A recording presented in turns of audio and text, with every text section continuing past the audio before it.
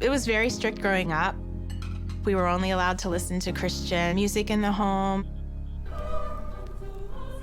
We started going to a small church called Emmanuel Chapel.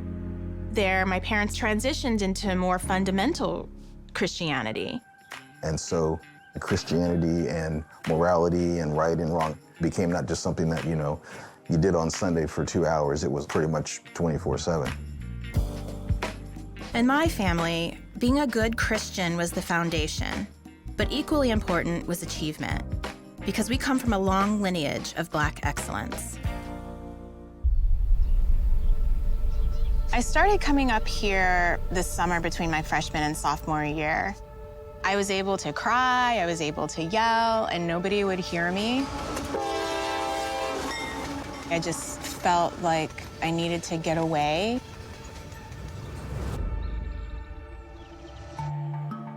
My mom definitely warned me not to be that kind of girl who, had sex before marriage.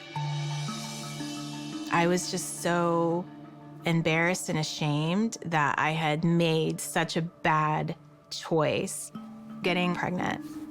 And so I had the conversation with Vinny, and his response was, well, we can't keep it.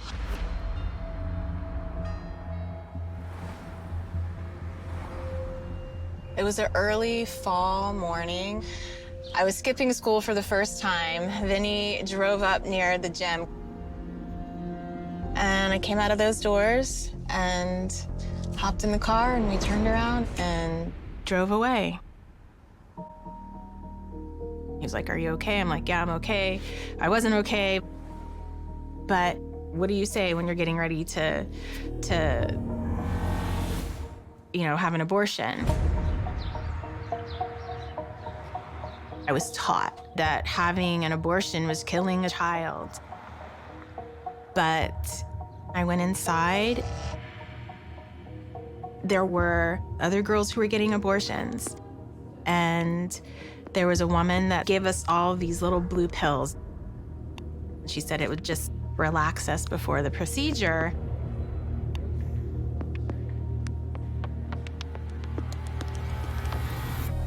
Then she took me into the examination room. I laid on the table. The doctor came in and proceeded to do the ultrasound.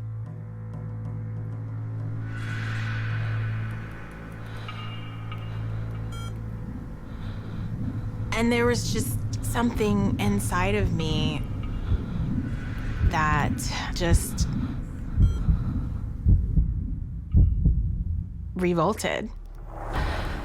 I just jumped off the table, put my clothes on, and I walked out.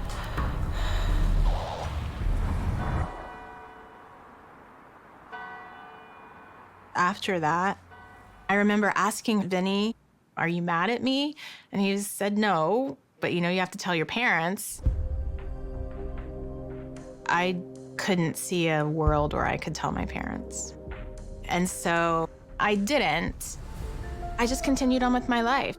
I started wearing baggy clothes, and I had to hide my morning sickness. No clue. No clue whatsoever. Didn't know anything was different. I remember I was almost found out because track had started. And I took my sweatshirt off, and my coach said, "You're kind of out of shape, but we'll be fine, And then my mom started seeing the different behavior. And one day she said, "Zoe, are you pregnant?" Even with her directly asking me, I could not tell her. And so my mom found this doctor. We had to drive far, someplace where no one knew us.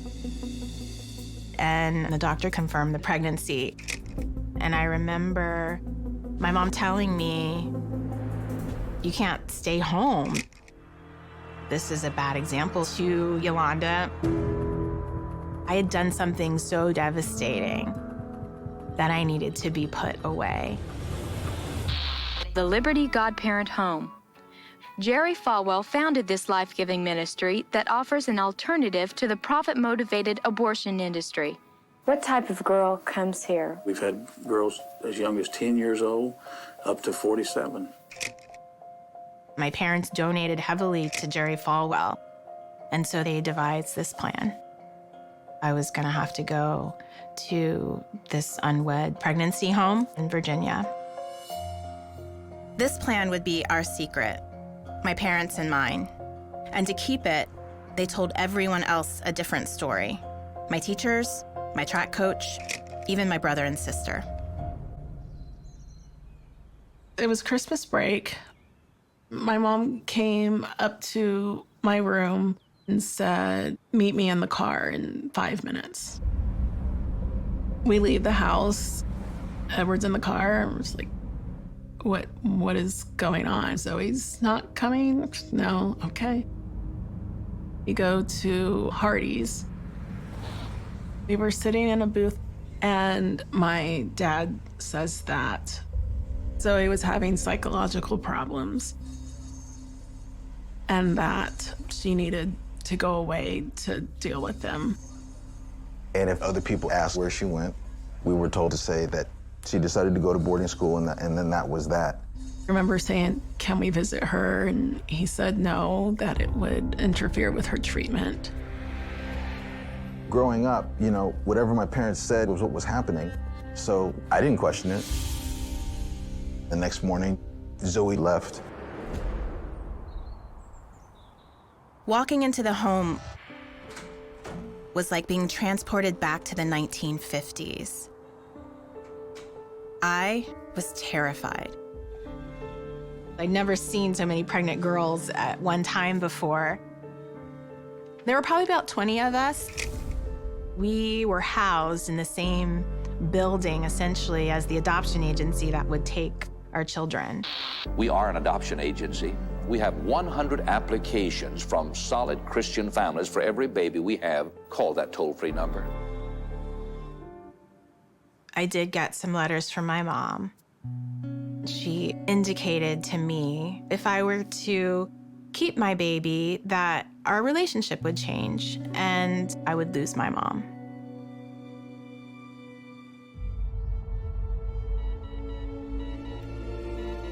I was very relieved to see my mom. But I remember I had asked the nurse if I could have some, medication. And my mom, she shook her head. Like I deserved to experience this pain. But my Kaya, I birthed her May 9th, 1991. It was late evening by the time I had her. And in the morning, it was time to go.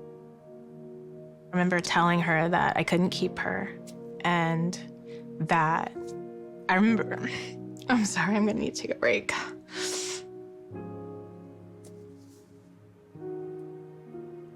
I told her she would have a good life and that that's what I wanted for her.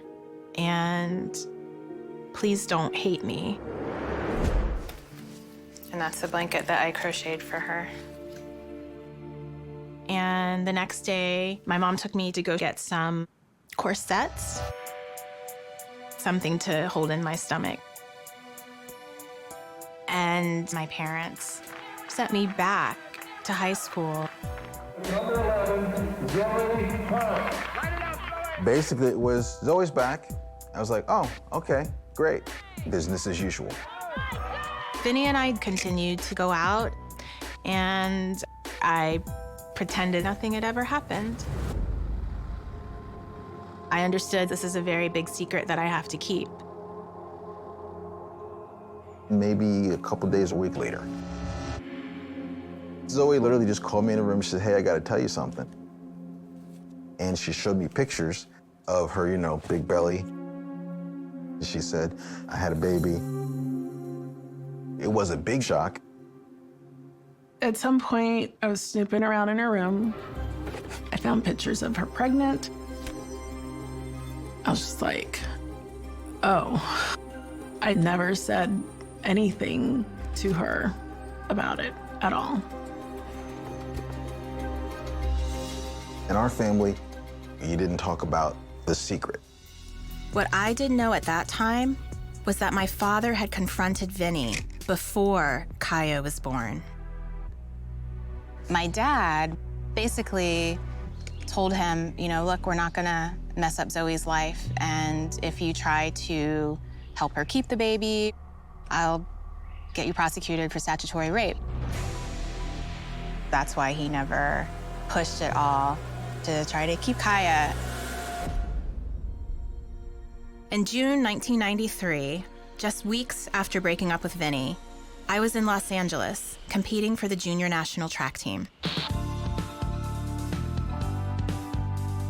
My mom and I were walking along the City Walk, Universal, and I saw this actor.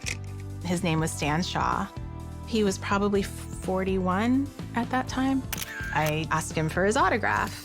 We started talking, and he asked me out to dinner. We went to eat, and we really connected. And he asked me to marry him that night. I said yes. It was one of those romantic moments where you get caught up. Ultimately, my parents were supportive. This marriage could bring stability to my life.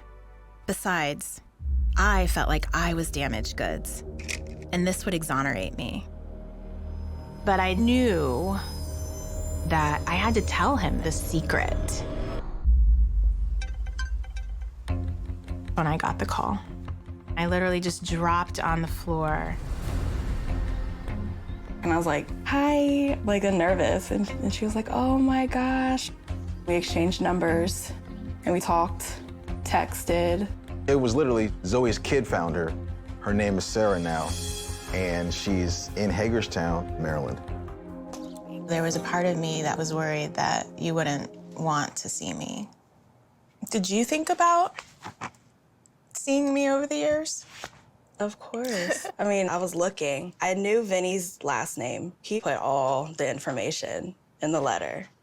Last name, And just they didn't everything. cross that out? They did, but they didn't cross it out good. Yes. So I was at Morgan State in my dorm room. It was March 2010. I was 18. So I hold the letter up to the light, and instantly, clear as day, it said Brown. Immediately, I'm on Facebook looking up Vincent Brown. I click add friend. And then he instantly messaged me back. He was like, I think you're my daughter.